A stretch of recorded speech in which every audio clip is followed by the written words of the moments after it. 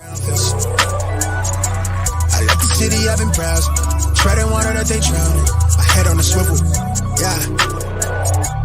It's only really my surroundings.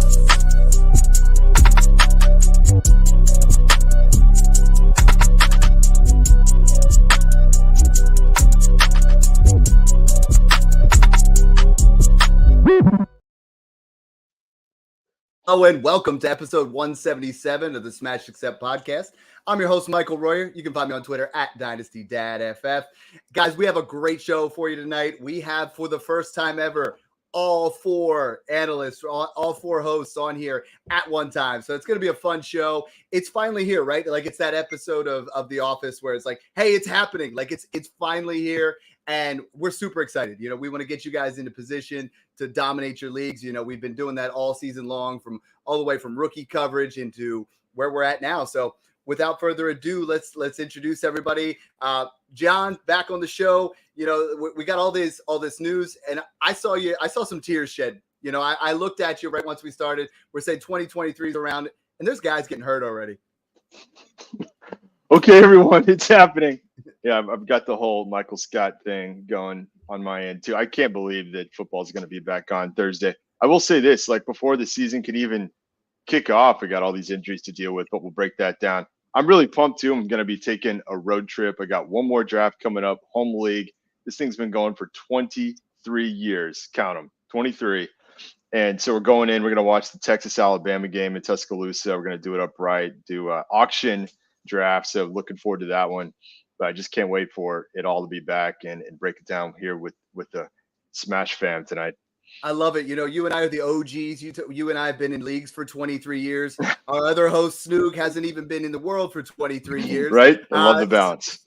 Welcome to the show. You know, I got to congratulate you, you know, for the guys that don't know, Snoog's going to be working with Austin Ekeler. Just some awesome stuff. Snoog, you got to be stoked and through the roof on that. Yeah, I'm super excited to start the next journey in my life, you know, working for a superstar in the industry that we like to tweet about and talk about daily, and it's been a big part of our life. So I'm super excited to get to work with such an awesome person that's one of the smartest guys I know, and just get to learn from him. And he's going to take me under his wing, and hopefully I get to be the best person that I could possibly be, and hopefully it translates for our brand Smash Accept as well. So I'm excited. You didn't tell him how much you love Jahmyr Gibbs. You know, like you gotta tone it down a little bit. You know, take some of that love back.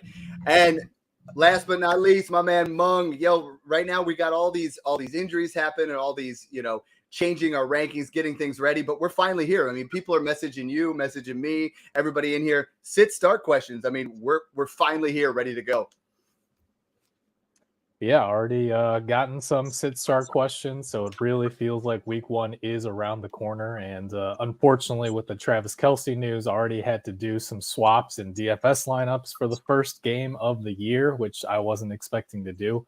So knock on wood, hopefully not too many more occurrences of that this season, because even with injuries, even with all the chaos, I'm just excited that football's back. Yeah, and we're gonna have you guys set up better than ever. Right now we're running, you know, our Patreon. We're gonna be doing sit starts. We're gonna be doing everything. You know, this is our first year doing this, but now you guys are gonna be able to not just get, you know, weekly rankings, but you're gonna be able to get sit starts and all those questions for, you know, at minimum $5 a month. Now you pay $1.25 a week to have you, you know, have us help you out with your rosters. Who to start, who to sit? That's the biggest question this time of year. But yeah, Snoog's revamping the Patreon. I've seen the way the new discard looks. It is absolute fire. We're going to be releasing that by the end of the week. But without further ado, let's jump into some fun topics. You know, the first one sent in from our Patreon from Glenny. He said, you know, with Ja'Marr Chase, Justin Jefferson, they're clearly tier one, right? Those are the guys that are in a tier all by themselves. But there's some guys that, you know, his question was, who has a legitimate chance to move into that area? Snoog, we're going to start with you. I mean, I've seen a lot of tweets from you recently. Is there anyone that you think going into 2024 has that ability to jump into that Jefferson Chase elite tier? You know, every year we talk about who those guys are that might jump into that area. You know, we talked about Chase when he was there. Is there someone you think that could legitimately jump into that area next year? I think if it's going to be between anybody, it's between Garrett Wilson or CeeDee Lamb. Garrett Wilson would have been in the same tier as Jefferson or Chase last year if he wasn't playing with four the four stooges at quarterback between, I think they combined for like 15 passing touchdowns and like doubled their picks. So they were absolutely horrendous. Garrett Wilson was still a top 5 wide receiver since 2006 in most receiving yards. He was up there in receptions, and he was up there top 5 as well in targets, all since 2006. So this is a guy historically unbelievable, even though he was playing in terrible quarterback play, which has proven in the past that it ends rookie wide receivers from having successful rookie years. So it was just super good to see that, especially being so high on him as a prospect. He came in, didn't matter the situation. He shined like a star, won Offensive Rookie of the Year, and he's going to continue to build off that with one of the most talented quarterbacks in NFL history, Aaron Rodgers, who should be there for the next 2 years. So I'm expecting a massive year out of Garrett Wilson this year. And if he gets that top 5 ceiling, top 5 season this year, then he's going to take that jump and be that locked in wide receiver 3 in Dynasty. Yeah, and I think the other guy that deserves a little bit of consideration is CeeDee Lamb. You look at what he's done since joining the NFL. I mean, 74, 79, then last year 107 catches. Went from 935 to 1102 to 1359 for yardage, and then from 5 to 6 to 9 touchdowns. I mean, he's ascending and now looks to be primed for another huge season. Mung, in your estimation, we talk about some of these guys, and I know you've talked about Waddle. Are we talking about an area where we're literally just creating a subset, that tier 1, tier 2, and 3 separate themselves? Or do you think any of these guys legitimately could move into tier 1? I think there's arguments for a lot of these wide receivers, right? So that's one reason I don't think I would pay more on top of any one of these in this second tier to really move up, unless it's a small amount.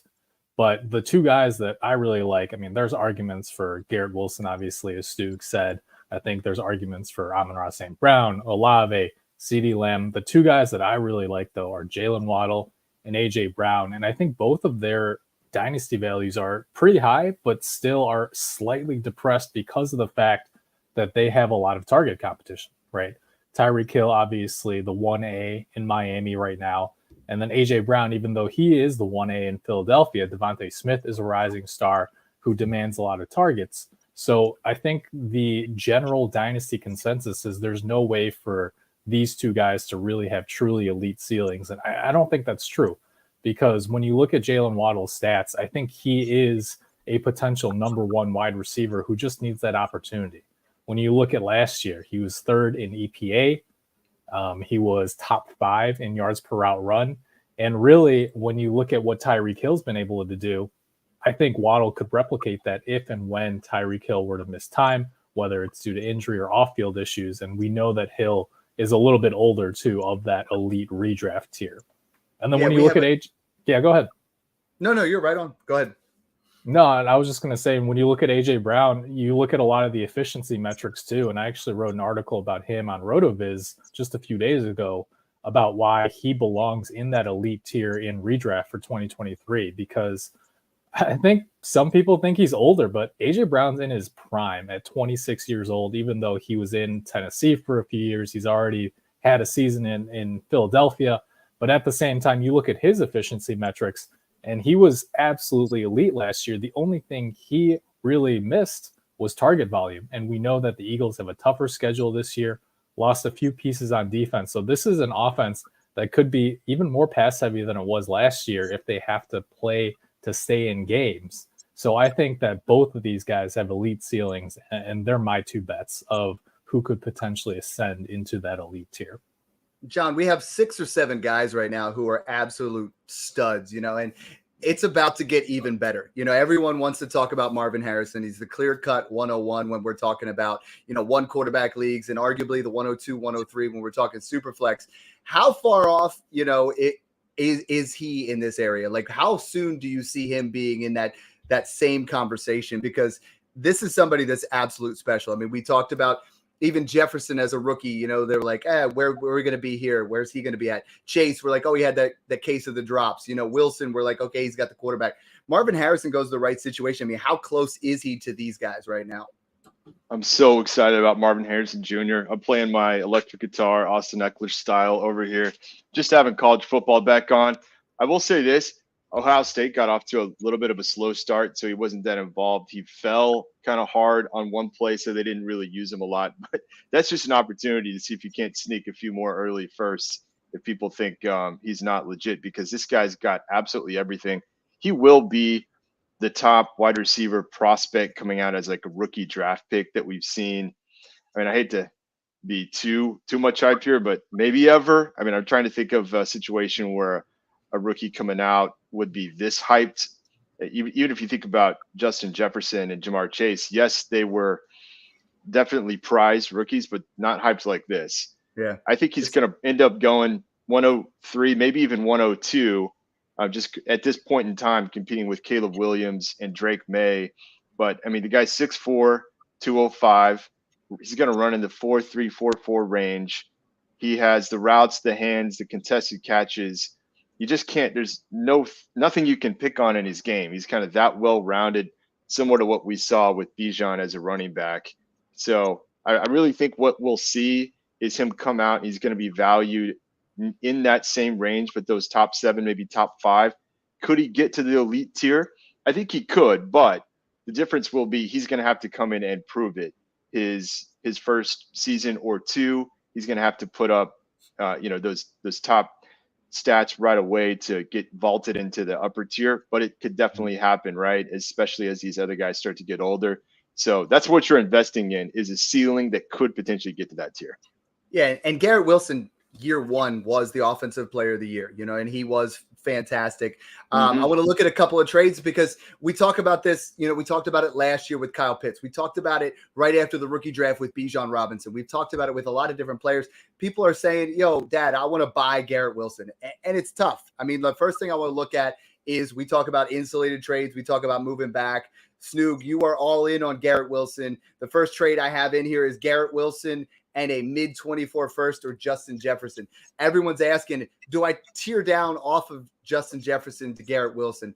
This is one of those trades where if you don't believe that he is going to be Justin Jefferson, it is a very difficult deal to make. But everybody's asking, they're like, how do I get Wilson in an insulated trade?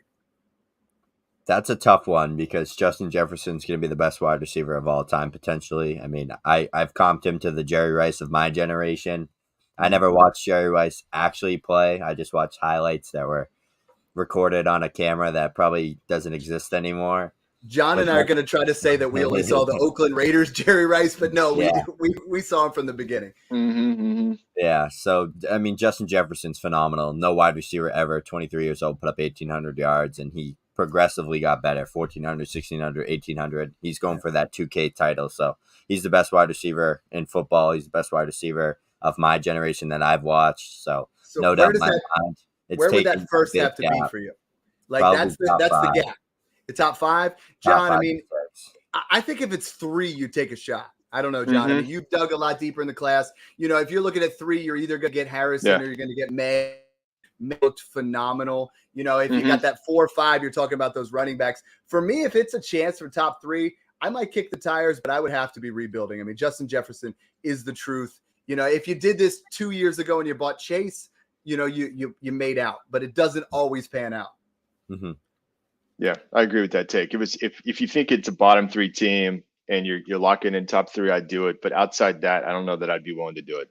Mung, same thing. I mean, a guy here traded Jamar Chase for Garrett Wilson and Zay Flowers, who I know you're very high on. Now we have a guy, we know what his situation is. We know what Garrett Wilson is. Zay Flowers in that rookie year. Is this enough for you to make this move?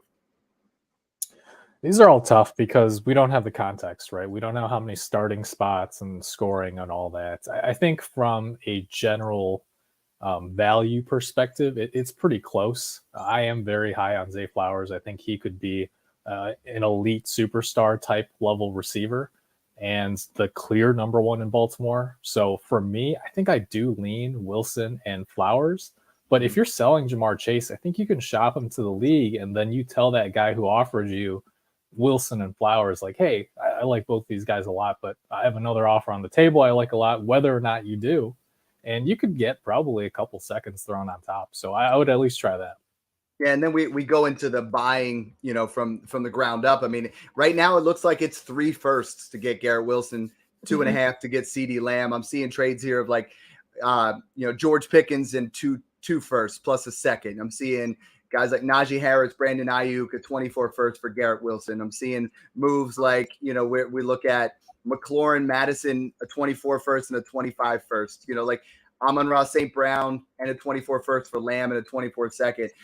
John, we talk about it a lot. We always want to tier back. At what point are we willing to pay up for these guys that are in that tier 2? The Lamb, the Jefferson, or not Lamb, Waddle, Garrett Wilson, guys in that area. You want those guys because they're going to have the longevity. They're in that 22 to 26 range, but sometimes the juice isn't quite worth the squeeze.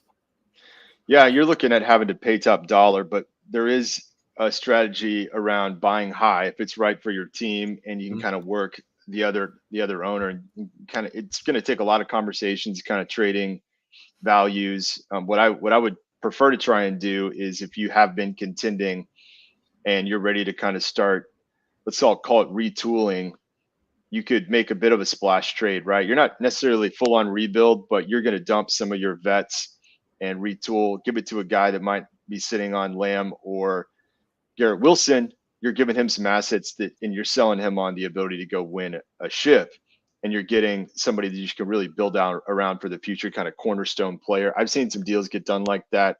You could be eyeing those kind of moves early in the season, especially, again, if you think that let's say you've been contending, you roll into this season and you don't think you're top 3 anymore.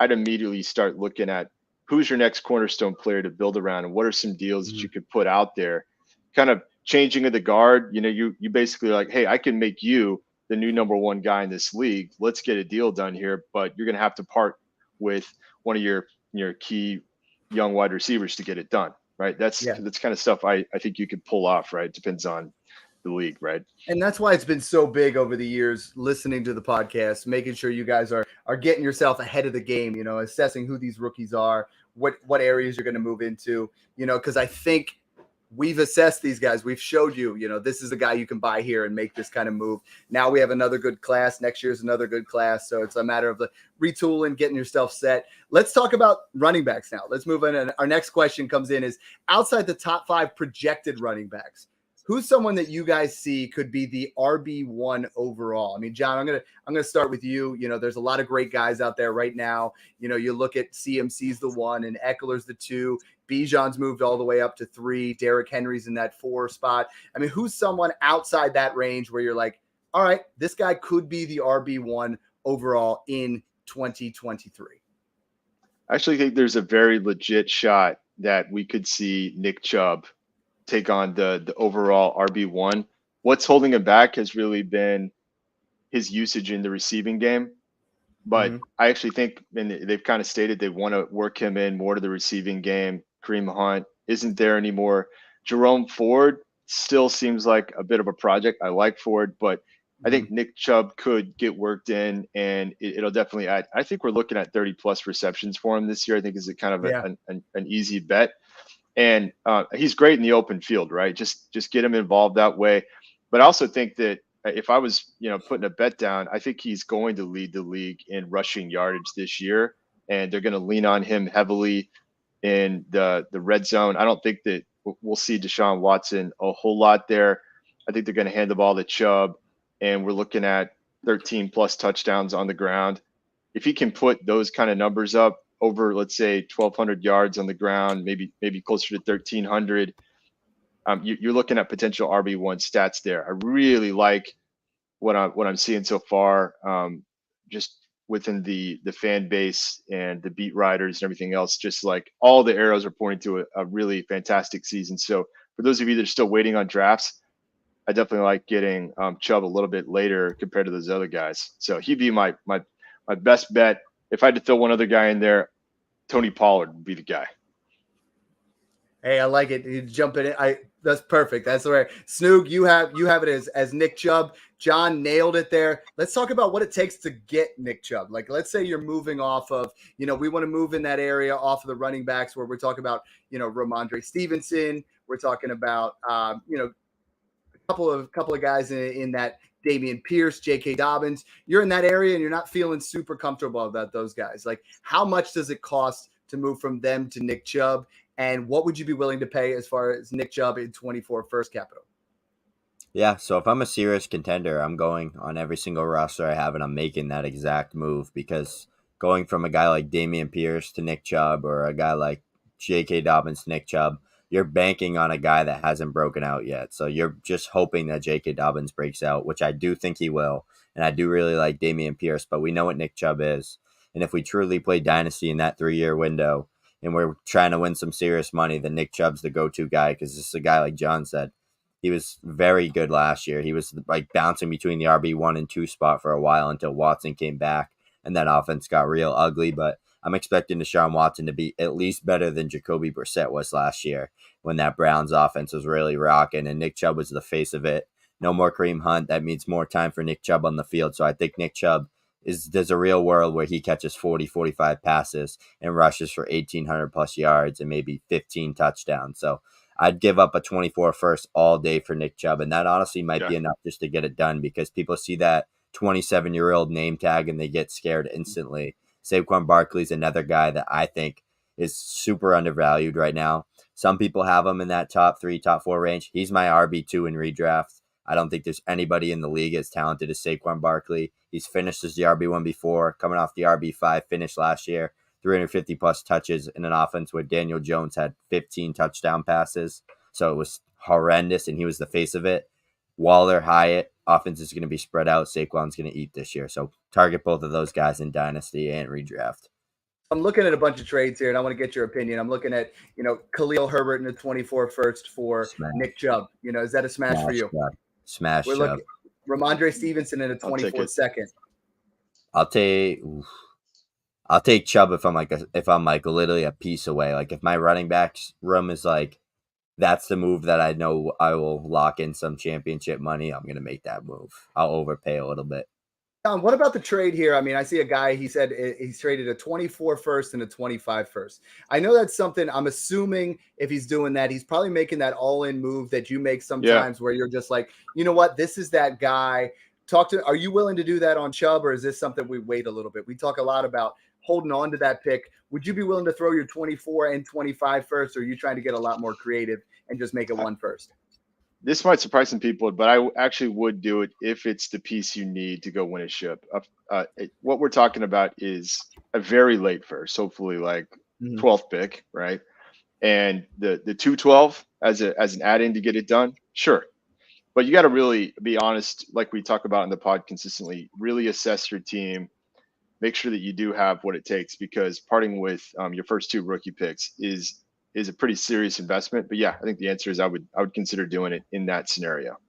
I like it. Mung, who's your guy there? I mean, we talked, I think Snoog might have, we have so many people on talking, going back and around there.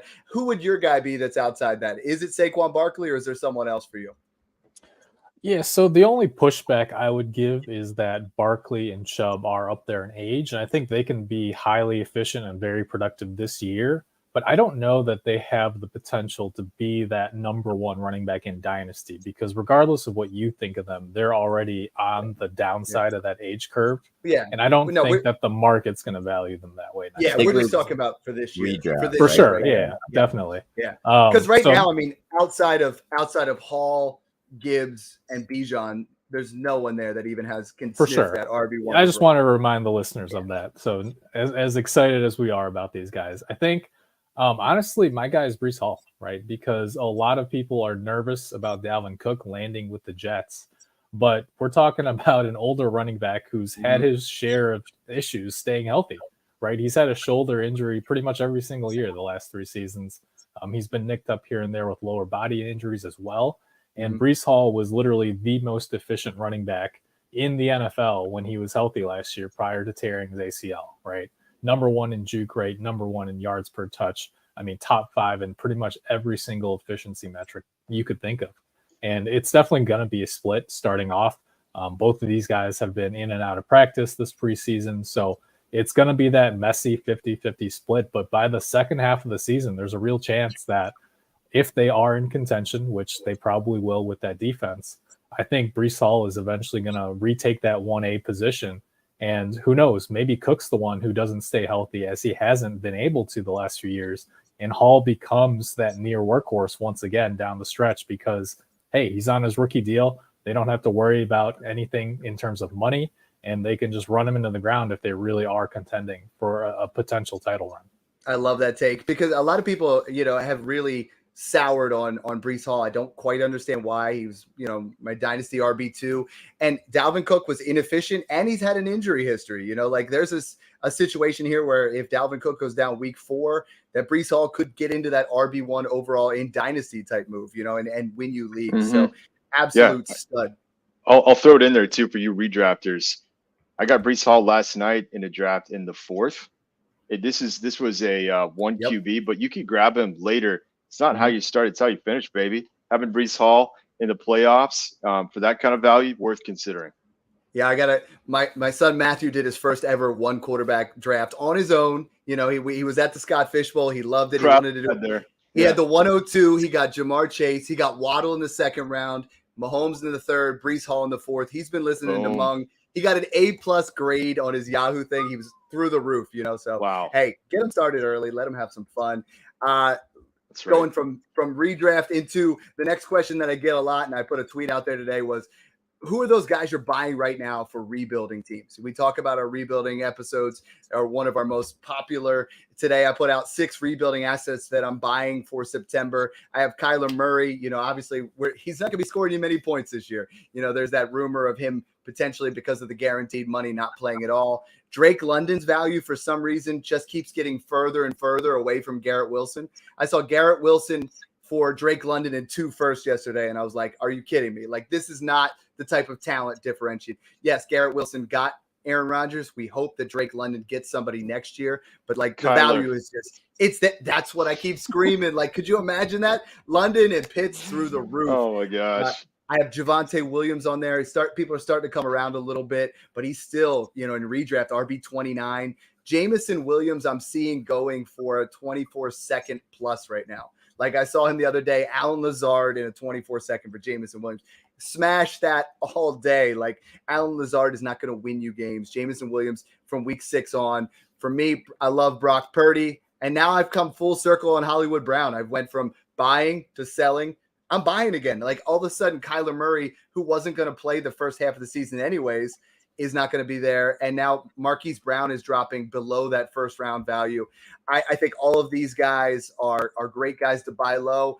And for one major reason, John, is I'm making insulated trades everywhere. I am shaving points because it's collapse for Caleb season, right? Like Caleb Williams is that guy. He's just going to absolutely kill. We've been talking about it. We're going to continue to talk about it. Can we file for trademark on that? Collapse for Caleb. I like that. And we already saw this guy on display. He's just been absolutely torching defenses so far and doing things that, and again, I know I'm hyping up the class, but he's doing things I've only basically seen Mahomes do in recent memory. And so everything we've seen so far validates that you want to collapse for Caleb, get that 101, listen to our pods that break down step-by-step how to go do it. I've seen nothing so far that leads me to believe. In fact, I think it's worth even more now because if people have seen it once again, it's fresh in their minds. So John, that's what I was going to say. Me is, the only argument I've heard is, he's going to go to Arizona. It doesn't matter right now, right? You're just trying to get that player. You're trying to get into that area. He's going to be the talent. I mean, Trevor Lawrence had nothing around him year 1, and now look where he's at. He's back into that area, which segues perfect into Snook. I want to talk about a question here that I got from another one of the Patreons is there's 8 elite quarterbacks. I mean, especially once you start diving into redraft, you're like, I got to get one of these guys, right? Yeah. This is what I need to have. It's Mahomes, it's Allen, Hurts, Burrow, Herbert, Jackson, Lawrence, Fields, and some people put in Deshaun Watson, other people put in Anthony Richardson, however you want to put it. There's 7 or 8 guys right now that are absolutely elite quarterbacks. My question, and the question that I keep getting from people is, we talk a lot about tearing down off of, the studs of Mahomes, of Allen and Hurts down to Burrow, Herbert, these other guys, or tearing down off of Burrow, tearing down off of Herbert. Where can you make value right now from the quarterback position in the elite tiers and still stay where you're at? Yeah. So from a production standpoint, I've been finding myself really liking Tua. He's a bit riskier, but for a while I wasn't a big Tua fan, but it's almost like I would succeed in that offense playing quarterback for the Dolphins, closing my eyes and throwing the ball up to Tyreek Hill or Jalen Waddle. They added Devon Achane, and they have a pretty decent offensive line. So he's just in a phenomenal situation, and he has a super accurate arm. He has a little bit of the deep bomb, and it's a yak offense. So the wide receivers are making plays for him and just taking advantage of just scoring as much points as possible. So, I mean, this is a guy that had 3,500 yards in like 12 games healthy. So he was on pace to crush probably 4,500 yards and throw for like 40 touchdowns. So he would have had like a top 6 year last year. With how the year went, Geno Smith was QB5. So he was probably going to be like QB3 on the year, which would have been phenomenal. So take advantage of something like that. And I try not to tear off of those top guys. My big five's kind of that Mahomes, Allen, Hurts, Burrow, Herbert. You could squeeze in Trevor Lawrence in there too, because I think he has a legit chance at winning MVP one of the next few years. But what about tearing off of Allen or Hurts down to Justin Herbert for that? Absolutely. Mid 24 first. I mean, I know you've been really high on him. A lot of people really want to try to move down. And, this is what we talked about last year, where I was moving off Kyler to get Jalen Hurts. People were moving back. And that's literally what we've kind of prefaced at that quarterback position. If you can hit that, you're going to be huge. And for me, it's buying Fields. I know for you, it's buying Herbert. John, I mean, if you're trying to move out of those big three, would you right now, if you have Josh Allen in Smash 5, if someone gave you Lamar Jackson in a late first, would you move that? Or Justin Herbert in a late first, or Lawrence or Fields in a mid first? Is that enough for you to move off of Josh Allen at this point, who's been QB2 or better literally every year? I mean, he's just been that good. Yeah, I would consider it. I'd be looking for those early firsts again. I think the mid first is interesting. I'm probably looking for another throw in. I think you work that deal a little bit. But I think for sure, I mean, I think that we've heard from Mung here on the pod quite a bit. I think Lamar is going to go nuclear this year. I think he could be the overall top scorer, MVP potential with the new offense, new OC. So, yeah, I would consider those moves. We talked about it a lot over the years, right, Dad? I mean, it's kind of something So if I had to fully answer your question, I'd tear down to that level, but it would be much harder for me. I rarely, if ever, come all the way down to the low QB1, QB2 range. So it would have to be kind of a magical package for me to I want another QB in return that I can still build around. It's just too important not to have a premier elite QB on your team if you're going to win a ship, right? Yeah. Let's say it's the 101 next year, right? So one of those picks is the 101. Yeah, now we're talking. Is it Dak in the 101 for Josh Allen, Bryce Young? For me, what I'm telling people is like I'm willing to move off of anybody. I'm willing to move off of Burrow, Herbert, Jackson, Lawrence, or Fields for Kyler Murray and a mid 24 first, because I know Kyler Murray is.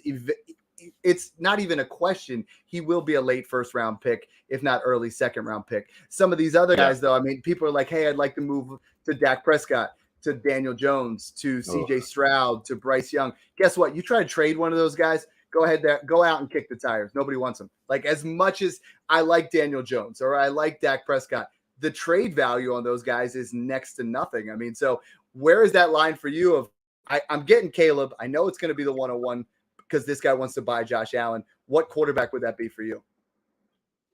Yeah, if I'm just kind of looking through the list, the guys I might come back to are just the current rookie QBs, Anthony Richardson and 101. I would think about that. I mean, maybe Bryce in the 101. You could just do so much too with Caleb Williams coming into town, right? You got to make sure that that's for sure the 101. You can't, get too cute with it. I mean, we've talked quite a bit about all the Kyler trades, so I'm open to the Kyler trades for sure. But below that, when you're getting into Dak, Deshaun Watson, Tua range, I'm probably off of it. Well, let's talk here, Mung. I mean, you segmented there into the rookies. I mean, you look at QB9 right now is Richardson, QB11 is Bryce Young, QB14 CJ Stroud, and QB33 Will Levis. So, I mean, Mung, right now, people are asking, right? Like, we know the quarterbacks are like a 50% hit rate. Who's going to be it? Are we buying in Richardson after JT left? Are we buying that's going to be more? Are we buying in Bryce Young, given the weapons, buying in CJ Stroud? We're in 23 right now, right? We're like 2 days away. We're not talking about rookie drafts anymore. Should we be buying in on these rookie quarterbacks? Yeah. So every time I revisit my rankings, I'm more and more skeptical of Bryce Young. because Mhm. one, we have the size concerns coming into the NFL. That's something that's always played a factor in the back of my mind. And two, the more I look at it, he provides no mobility and no rushing production. And when you look at the current landscape of fantasy quarterbacks, it's great if he ends up being Drew Brees, a distributor who's elite accuracy and can read the field.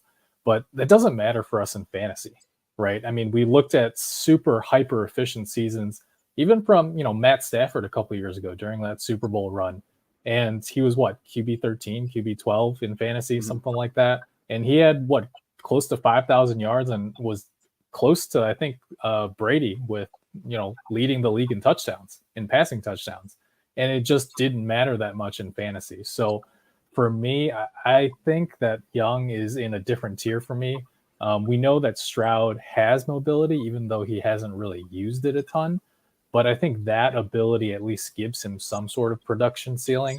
So I'm still in on him. And I love Anthony Richardson. Again, I just think that from a coaching fit, from a scheme fit, landing with Shane Steichen, who helped develop Jalen Hurts in Philadelphia, couldn't have been, there was no better landing spot for Anthony Richardson than Indianapolis, given the surrounding positions. So, and then one other thing, Snoop talked about my guy too already, but I've been out on Dak Prescott and I'm kind of back in because I was looking at his season last year and it was really a tale of two seasons because he was coming back from the ankle injury and then he fractured his thumb and missed like 5 or 6 weeks.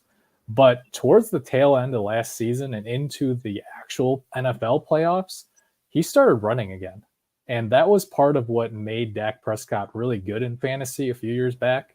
And if we get, 5 to 8 runs from him per game, like we saw over the second half of last season, behind that Cowboys offensive line, adding Brandon Cooks, hopefully Michael Gallup's back healthy, I think I'm a little bit back in on Dak Prescott. I've sprinkled a little bit of money on him to win MVP too. Well, the value's there. I mean, he's going to Okay. put up production. He's always been a QB1. I'm with you with Bryce Young because I only have one share. I've not been in there, and people are saying, "Well, I'm rebuilding. I'm going to flip this and that." I just looked on Sleeper, and there's been 6 trades in the last 48 hours where people have traded Bryce Young pretty much straight up for Kyler Murray. Some of them where they're getting, one was Bryce Young in a second for Kyler Murray and Quentin Johnston. I mean, Snoog, like these seem like absolute smash accepts for Bryce Young. I want to hear what you have to say about CJ Stroud because I know that's been your boy, a guy that I was high on as well, who actually has looked pretty sharp. What are we willing to do with him? He's sitting right now at QB 14. Yeah, I like that price for him, honestly, to buy on rebuilding teams, especially because he's just a pure sniper in the pocket. I mean, this is a guy that sees the field well. He can make any throw, all 3 levels. Beautiful touch on the football. Probably the best touch I've seen out of a QB prospect coming out in a few years. I mean, this guy is just a ball placement specialist, like he said. He talks about it and he proves it. He had some phenomenal throws and just small glimpse against Miami the other day in preseason, finishing off strong after a shaky first game against New England. So CJ is a guy that is going to have to do more than what he should because of his situation. Like, this isn't a guy that's going to be like Brock Purdy and throw in a George Kittle, Deebo Samuel, Brandon Ayuk, etc. This is a guy that's going to have to be better than what he is. He's going to have to get better. He's going to have to play good with what he has, and I think he can do it. He might have a tough first year, tough second year, and have that breakout in year 2 or 3, but this is a guy that I don't see him busting in any way unless they literally have nothing and don't give him anything to work with. Skeptical about the first-year defensive head coach, and the O-line's a little shaky, and he doesn't really have a true wide receiver one at all. I mean, Nico Collins, John Mechie, Tank Dell, they're all great role players, maybe a wide receiver too, but definitely not a true number 1 option for him. So they're going to have to make things simple for him, and he's just going to have to use his brain and create with that ball placement specialist traits that he has showed us. So I'm all in on him in long-term in Dynasty. Perfect segue into the next part that people want to know about is we talked about there's those elite quarterbacks. Now we want to talk about those potential breakout candidates, those guys that are kind of in between. I mean, you guys saw I've been all over Purdy. I mean, look at QB6 overall over the final 5 weeks. Someone that over 1,000 yards, 11 touchdowns, 2 interceptions. He looks like what we wanted a San Francisco quarterback to look like. So I'm all in on Brock Purdy at the current price right now. I'm seeing him a lot for late 24 firsts on contenders. Absolutely. Like I will give a late 24 first for Brock Purdy now. And 6 months ago, not even thinking about it. 3 months ago, no. I'm at a spot right now, John. I'm willing to pay a 24 first for Brock Purdy. The other questions we have, the guys that would you pay a 24 first? Because we get into this weird scenario, and I have a thread coming out of the guy's worth more than a second, but not quite a first. A lot of times you and I talk about that. That's a 25 first instead of a 24 first. But all of these breakout candidates, Sam Howell, Brock Purdy, Kenny Pickett, Desmond Ridder, these guys that are potential breakouts, those guys that are on the cusp. Are you willing to pay a 24 first for any of them? And if you had to pick one between Howell, Purdy, Pickett, and Ridder, who's the guy that you think is like, you know what, in 2024, and even throw Jordan Love into that area. In 2024, we talk about these guys in a different light. Yeah, that's a tough one because I have those guys kind of in a similar tier for this season. I could see them being worth next to nothing, and then you could see them because the draft capital when you're looking at Sam Howell, Brock Purdy is really low. The draft capital on Pickett and I mean Jordan Love, I would almost consider it's similar vibes. Such a range of outcomes. Who's the guy? Put a John for me? On there. For me, I'm actually been buying a lot of Sam Howell, and I think that he could potentially outscore Brock Purdy, maybe Jordan Love as well. I really love what Bieniemy is bringing in. I mean, if you've watched it all during the preseason, he's just out there slinging it. They're throwing downfield like no tomorrow, and I think that that offense is going to be difficult to defend. There's really no defensive playbook yet against what Washington's going to be bringing with Bieniemy. And you loved the tape, right? You loved his tape in college. I mean, big on Howell, and he just kept falling. Yeah, he's just one of those guys that the year before, I don't know if you're in Debbie circles, he was getting hyped, and he just didn't quite get it done there at UNC, and his draft capital got hurt. So I'm pretty big on Sam Howell. I mean, I think coming back to those trades with the 24 first, I think what we talk about a lot. I'm probably still looking for a pick swap, get something back in return. And I think based on market value, you could still get something back there. But if you need a QB2, I think Sam Howell could finish in the top 20 this year, maybe kind of the mid-range of the QB2s. And that's what you're kind of looking for. And I think Kenny Pickett's more expensive. And frankly, I don't see Pickett putting up quite the same amount of points as Howell, Purdy, or Love this year. I do think Pittsburgh's going to take a step. So calm down, Steelers fans listening to the show. But I actually think those guys this year could outscore Pickett and who's the other guy? Let's see. Jordan Love, Ridder. Ridder. I think Ridder is still gonna kind of be further down in terms of points. I'm not sure he's the long-term answer there in Atlanta. So give me Sam Howell out of that group. Snoog, you love Pickens, you hate Pickett. Are we still in that same area? I mean, Pickett is a guy that a lot of people in the industry are really coming around as a potential breakout. I mean, would you pay a 24 first? Is he that area, or are we just hoping that the weapons are what gets it done? Because Deontay Johnson, Pat Freiermuth, we mix in all those guys. He's got the weapons to have right around him. Yeah, so I've actually came around on him a little bit as well recently. So I wouldn't say that he's a guy that I'm just absolutely not touching, but he's also a guy that I'm not going to pay the premium for. If I could get a good deal, I wouldn't pay a 24 first if that helps you get a understanding of where I value Pickett. But he's just in a great system with a great coach. Tomlin's been so successful. His win percentage is phenomenal. He's playing with George Pickens, who's a guy that I just absolutely love as a player, and I loved coming out of Georgia. And Deontay Johnson, who's also a really good wide receiver. They have Allen Robinson. They have other guys, Pat Freiermuth, Najee Harris, Jalen Warren. They have weapons. So he would almost have to be so bad to not do anything in that type of offense, regardless of if he's struggling or not. He also showed that he had a little bit of rushing upside. Mm-hmm. But Brock Purdy's the guy, and Sam Howell as well. Howell was so cheap. I was just drafting. Oh my gosh, I have so much Sam Howell for that reason. I have so much Sam Howell just because I literally was like, all right, there's nobody here. Taylor Heineke sucks. It's gonna be Sam Howell probably. So why not just stash him? I was drafting him in like the 12th, 13th round in startup. So I just was smash drafting him everywhere, trading out of my way for him. And now I got people sending me like 25 first, 3 seconds, a bunch of stuff. So same thing with Purdy. Purdy's the best out of this bunch, best situation.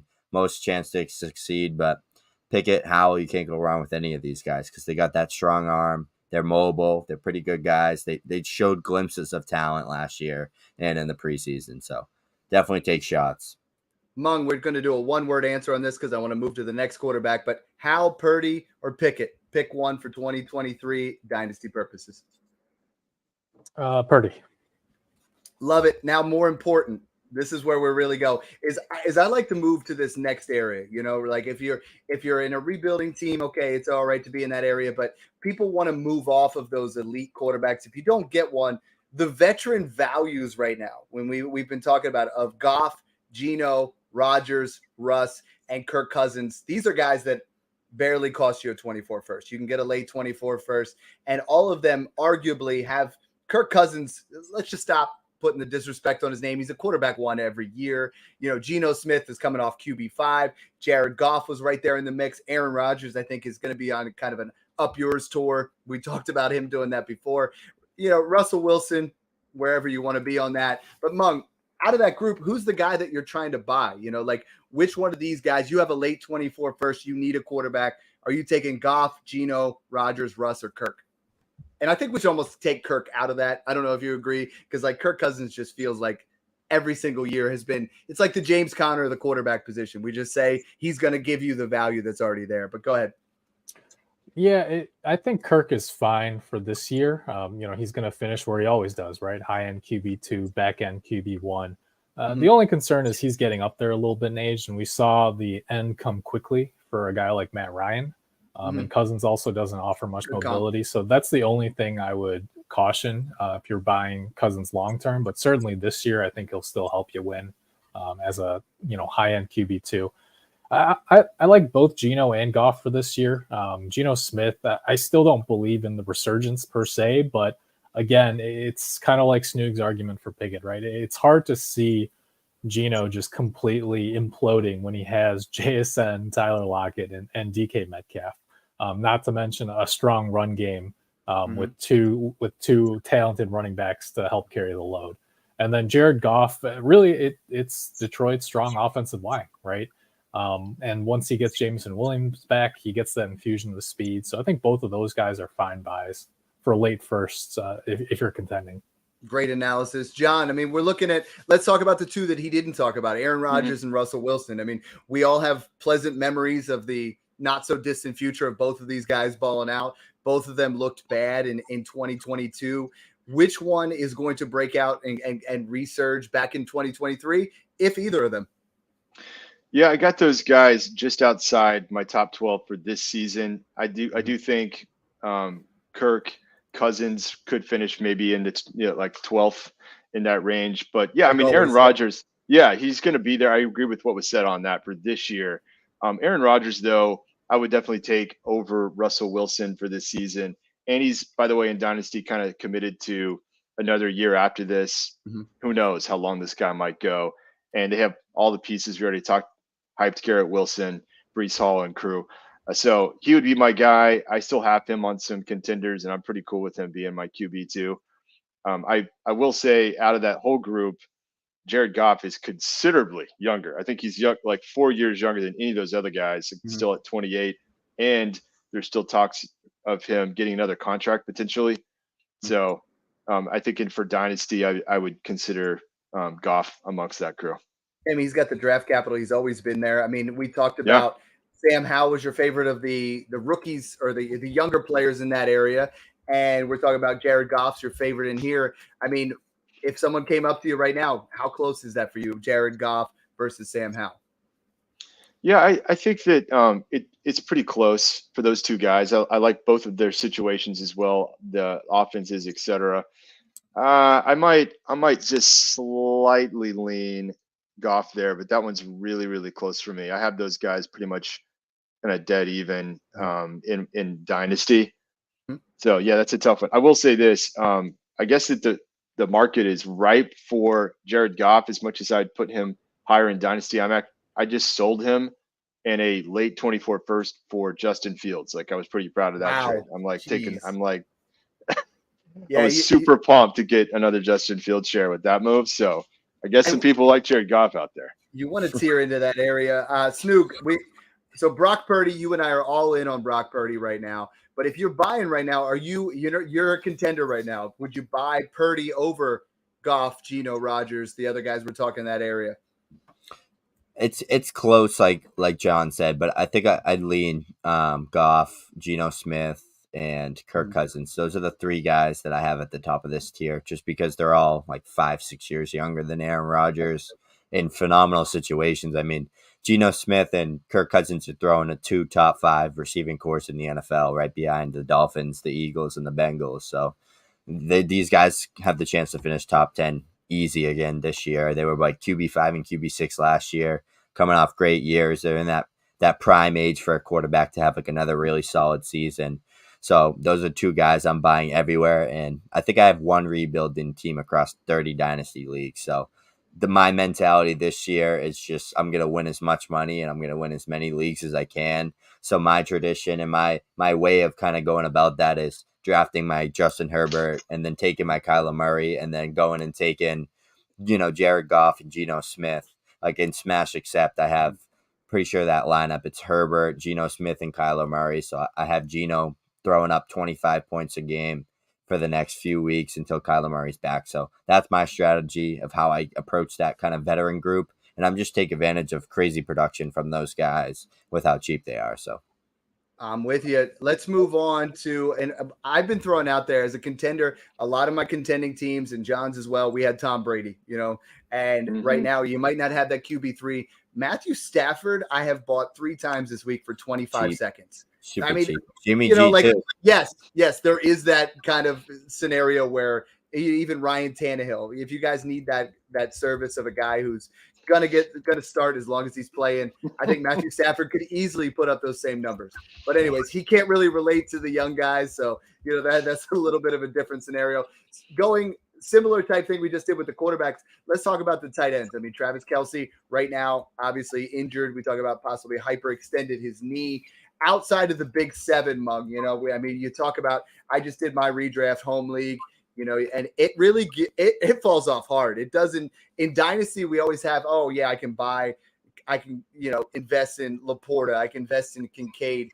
When you're talking about 2023, it's tough. I mean, once you get past those top 6 or 7 guys, and obviously we're talking about Pitts, we're talking about, Kittle, Waller, we're talking, getting in that area of Dallas Goedert. Once those guys are off the board, who do we invest in? I mean, like, who's that guy? You're still trying to win.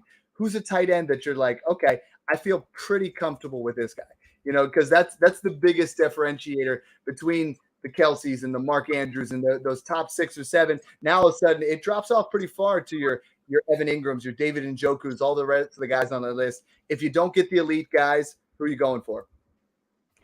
Yeah, I think if you want early season wins with Cooper Kupp out, we see Tyler Higbee's target share and volume generally rise. So I think he's probably the best target for immediate help, assuming you missed out on those tight ends. For a mid or later season push, I'm kind of back in on Zach Ertz, assuming he's back healthy.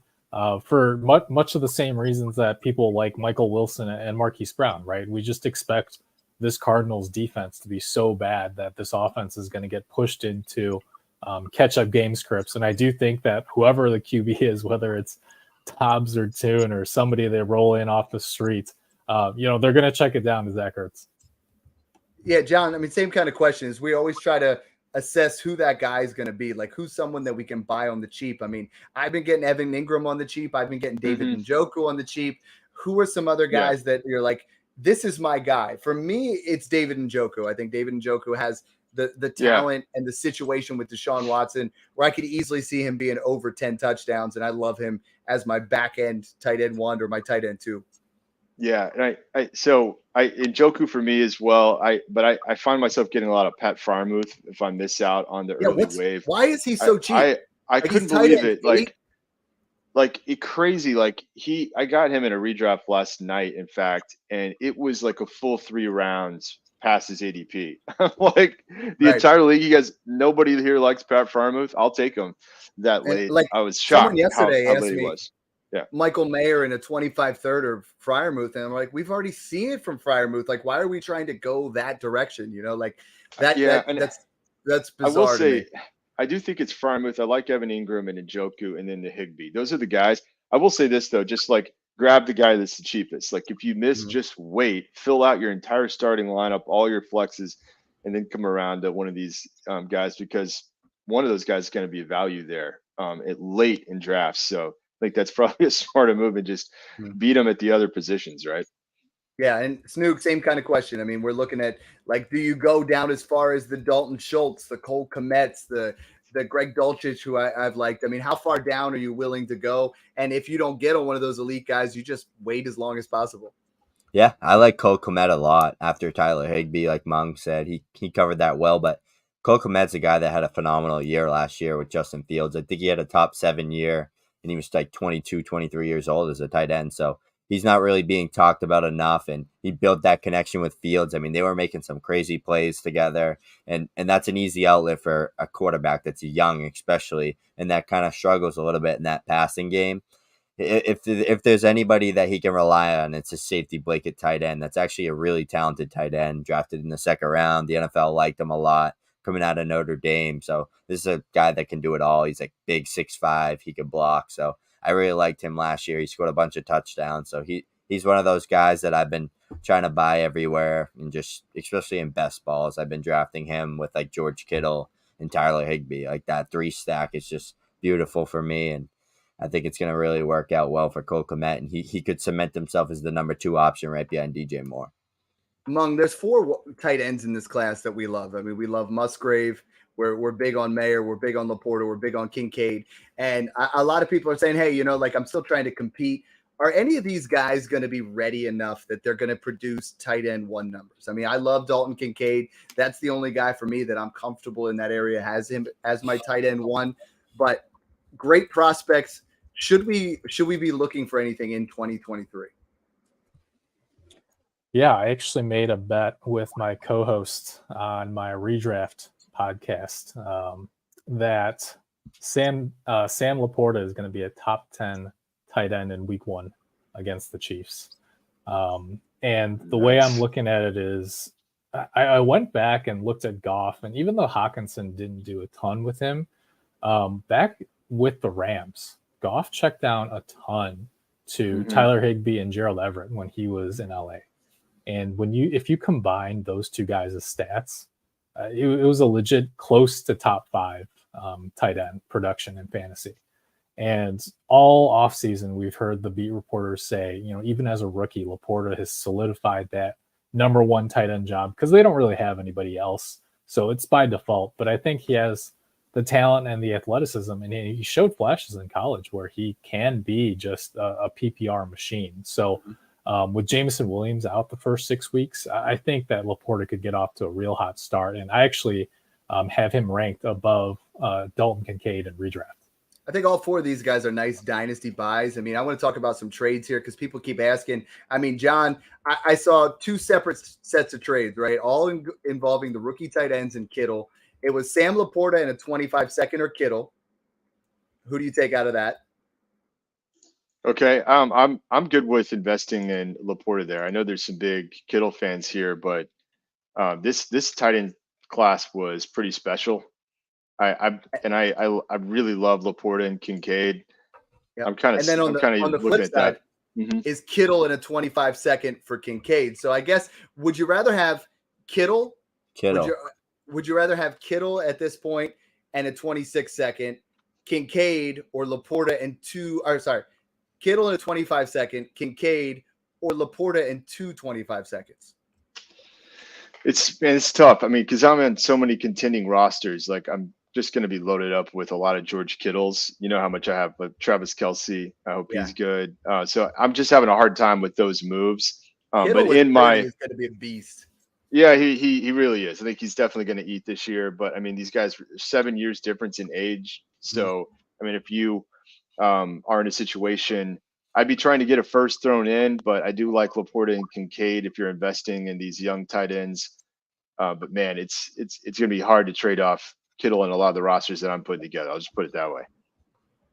Love it. You know, this tight end position. I know, Snoog, you were yelling Kittle there as soon as I said it. I mean, there's definitely value to be had here, guys, as far as looking at the veterans, right? Because if you're on a contending team, yeah, you want Waller and Kittle, absolutely. If you're not, you're trying to move off of those guys, you know. And I have a couple rosters. You guys know I almost have 100% exposure to Darren Waller, and it was a matter of like, hey, people are coming to me and they're like, I'll give you Laporta for Waller. You know, you try to move into that area. There's definitely some value to be had, and I'm sure we'll cover that on more pods. We almost hit that 1 hour mark on the nose. But guys, this was fun. Like, this is the first time we've all been in the room together, you know, metaphorically, all kind of chopping it up. John, what's one thing you're most excited about for this week? Like, one thing you want to see, right? It's here. It's finally here. What do you want to see? It's so exciting this time of year. Everybody's undefeated. Everyone has like the perfect roster. But the one I'm most excited about is Bijan. I just cannot wait to watch Bijan in action for Atlanta. You guys know I love him. We got the signed helmet here right behind me. Just watching this guy, one of my favorite players ever coming out of college. That's my top one for this week one. Snoog, I mean, what's that first thing? Week one, we're finally here. You know, your first year on the show. What's the thing you're most excited about? We could go with two options here, but I'm just going to go with the one that's 1.5 days away, and that's the guy hanging up on the wall next to me, Jahmyr Gibbs. I can't wait to watch him just absolutely torch the Chiefs on Thursday Night Football. I've been saying this for months now, Dad. You know it. I put my bets in. I got everything locked up, so I'm going to be a sad man. Don't text me or don't at me if Jahmyr Gibbs has a bad game. Mung, what about you? Same question. What are you excited for, man? It is officially Devon Achane season, kicking off week one with no Jeff Wilson, going against what was a bottom 5 Chargers run defense last year, and specifically really bad against outside runs. And Miami really excels at stretching defenses with all the speed they have. And there's a real chance that Achane could start his NFL career with 150 yards and 2 touchdowns. What do you got against my Chargers? I'm gonna get the boss on the phone. Chargers are catching strays out here. Sticking with the same position for me, it's J.K. Dobbins week one against the Houston run defense. I think he's going to absolutely go nuts. And also for the Patreon, guys, join now. Get those sit starts in. I have 36 DMs today alone from sit start questions. Like, you guys are just inundating me. Guys, join the Patreon. It's a lot easier. We're going to start putting our rankings so you guys can kind of put it together a little bit. This is that time where it's like, hey, we constructed these lineups. We took all the care the entire offseason. Let's go out there. Don't get cute week one. You know, sit back, watch the game, and enjoy the process. Thanks for tuning in. Oh, I said it backwards. That felt so